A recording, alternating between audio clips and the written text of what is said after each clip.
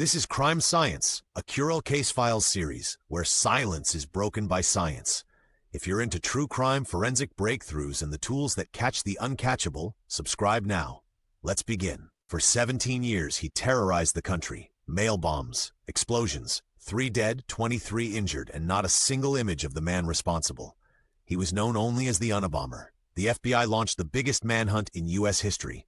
But he left no trace, no DNA, no fingerprints, only packages and words. Letters to newspapers, rants about technology, and one manifesto, 35,000 words long, published in the Washington Post at his demand.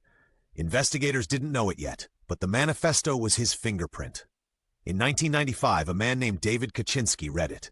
Something about the language felt familiar. He turned it over to the FBI, said it reminded him of his brother. Ted, a former math prodigy who had disappeared into the woods of Montana, lived alone, no electricity, no phone, just notebooks and a typewriter. The FBI brought in linguistic experts. They compared Ted's earlier writings, old essays, letters to the Unabomber manifesto, and a pattern emerged.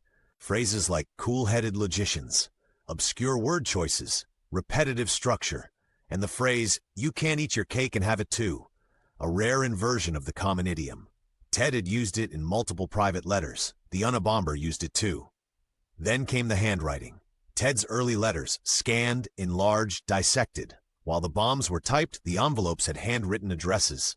Specialists analyzed stroke patterns, pressure, slant. It matched. Ted Kaczynski was arrested in April 1996. In his cabin, they found bomb-making materials and the original typewriter used to print the manifesto.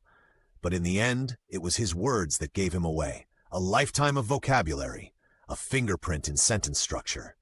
This is the science that studies what we say and what we mean to hide. Forensic linguistics and handwriting analysis brought down one of the most elusive criminals in modern history. This is Crime Science, where the lines between words and truth are thinner than you think. Subscribe for more stories where science speaks for the victims.